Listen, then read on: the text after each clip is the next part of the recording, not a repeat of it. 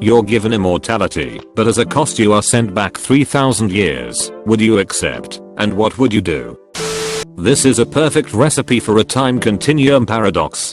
If you played your immortality cards right, you'd have no problem becoming influential, prove you can't be killed, and become a god king, start your own nation of followers, take advantage of weak points in cultures' histories, etc. Then you'd likely be changing the course of history, and will therefore have never been born to be able to do all this in the first place. Either way, I'm down. Deposit me right into the Greek Dark Ages and let's party.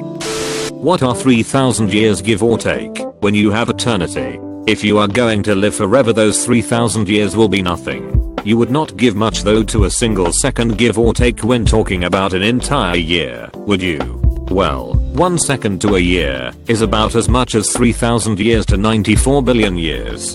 And if you are immortal, even the 94 billion years will pale in comparison to how long you continue to exist. I mean, immortality means you will still be around 600 million years from now when all the plants die and you will be left alone on this planet with only some bacteria for companionship. It means you will still be around 59 billion years from now, when the sun becomes a red giant and threatens to swallow Earth. You may want to build a spaceship at some point to get to some other more exciting place, but after a few million years you have probably a good handle on boredom anyway. Immortality means you will still be around 100 trillion years from now, when the last star is born, and you will still be around 10 to 20 trillion years after that when the last star dies. And that won't be the end either.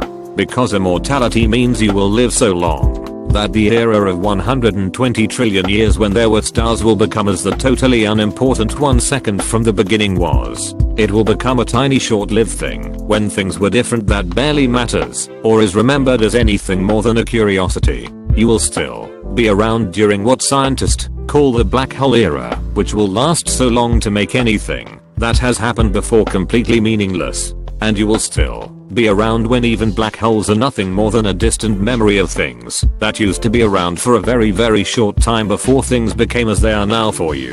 What matters a second, a year or 3000 years or even a few million years compared to eternity itself?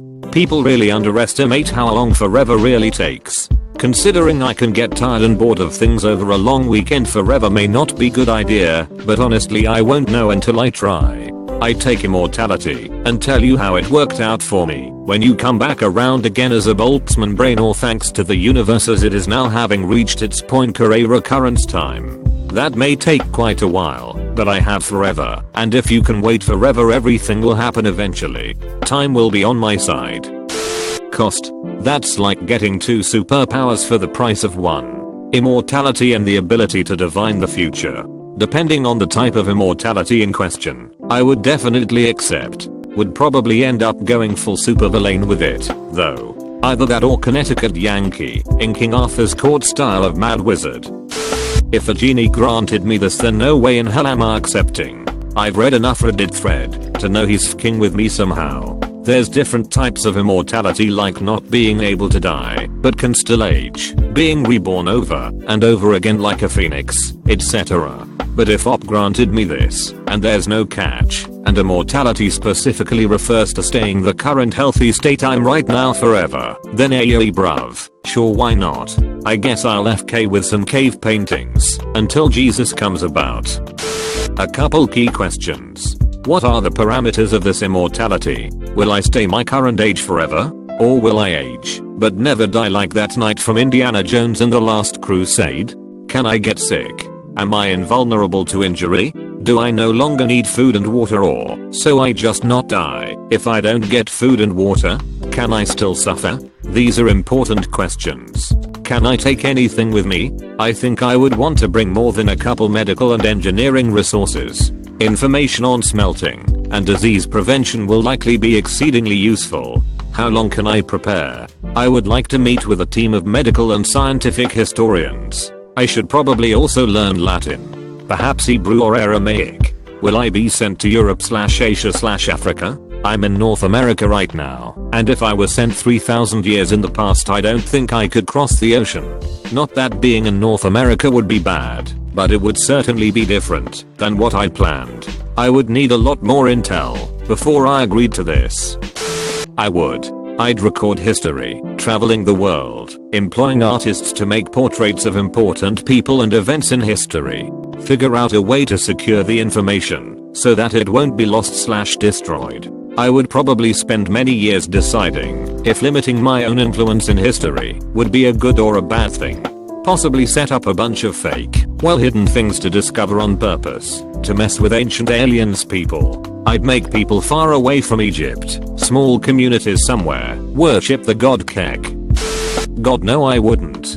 Imagine watching 3,000 years of civilization crumble and change, knowing what's going to happen to certain people and countries, being incapable of doing anything for fear of messing up the future 21st century, where you would be able to see your loved ones again, only for them to die in what, at that point, would feel like a brief moment in time for your 3 millennia-old self. I wouldn't want that. It depends what level of immortality I have. Am I immortal in the sense that I cease aging after a certain point? Am I immortal in the sense that I'm invulnerable to physical damage? Will my limbs grow back after losing them? If not, will they decay if I lose them? Or can I find them at any point and reattach them? If I transplant part of my body into another person, does that body part retain its immortality? Do I get immunity from all sickness? Do I feel pain? When I get to the present, am I replaced in my family with another entity? It depends on these conditions.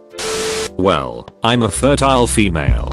3,000 years ago there was few to no effective contraception available. So how many kids am I going to give birth to and watch dying? Also, immortal doesn't mean not getting sick.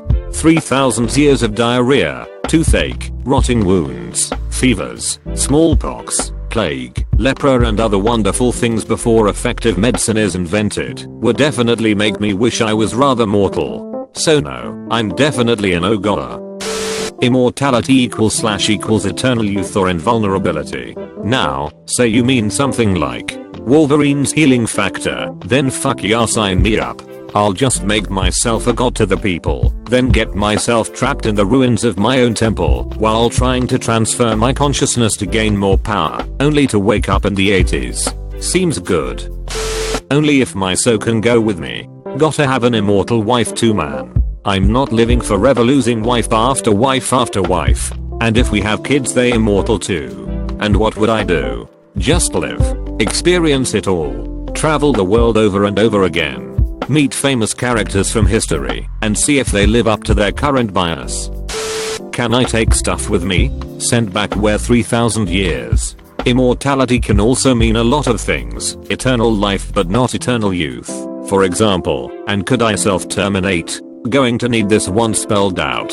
The answers to these questions could change my answer drastically. I'd probably do it anyway, just to fix a lot of stupid shit in history. Moib. The past sucked for women, especially ones that don't want to get it on with men. But, if I went back in time, I could maybe try improving the world of the future. I guess the moment I save the Library of Alexandria from burning, the future would be hard to predict. Really, going back in time and becoming immortal would be something I'd do out of selflessness, not out of a desire for immortality, since it's likely we'll get that in our lifetimes anyways. Absolutely, without hesitance. I'm assuming I do not physically age. I would do my best to not influence how history progresses. Keep it extremely low profile, while demystifying as many of the unsolved mysteries of our present time as I can. When I reach the present year and my other self hopefully goes back in time, I will take his place and live on the life I was going to have for as long as people wouldn't raise suspicion over my eternal youth. Fucking yeah. When you face immortality, 3,000 years are nothing but a blink of the universe. I would start doing all sort of anachronistic things, like a video camera to film the coming of Jesus. In fact, fuck Jesus. I would be the great discoverer of America, the great healer, Boris Tetramagistus. On the dark side, I would need to master spatial travel in order to avoid a horrible death fate when our sun starts its giant red phase. I don't want to experience how Speedo Chicken feels like. I will be royally screwed when he death occurs, but hey, I wouldn't be alone forever. Boltzmann Brains will be there to chat with me. Does immortality include invincibility? Because not dying from old age is not gonna keep you alive for 3,000 years. Plagues, violence, accidents, infections, natural disasters and bad decisions are going to get you killed before you even get to see the Roman Empire rise to power. If immortality included invulnerability from all possible harm, I'd take it. I'd use my reasonable knowledge of history to stay out of hotspots and avoid changing history while exploring and recording as much of it as possible.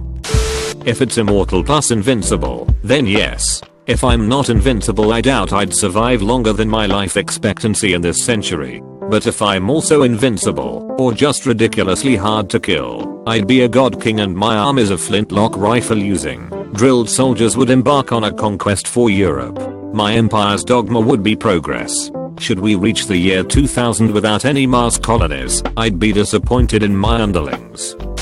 Except, go back to ancient Greece and learn the ways of the Spartans, then slowly but surely move from country to country, learning every single thing about warfare tactics, fighting, weaponry, etc. Eventually find myself in the new world after securing a ship and sailing across the ocean.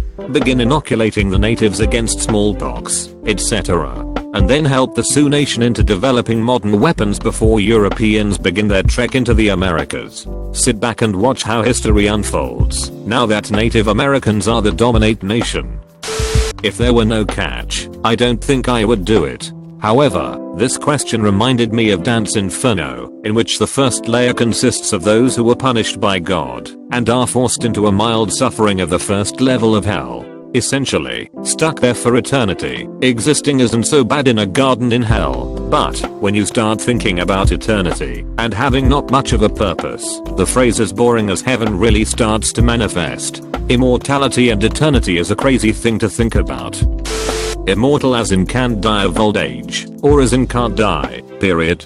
If it's the latter, fuck it, sure. I've always wanted to see history. I'm also curious about the far future, best of both worlds. I'd miss a lot about this life that I could almost certainly not go back to. Alpha, I could befriend my current friends later in life, I suppose. Family would be more difficult, but given enough time you can get over just about anything. Whether or not history would be changed by my actions, I'd try to keep a fairly low profile. No taking over countries, or declaring myself immortal god king.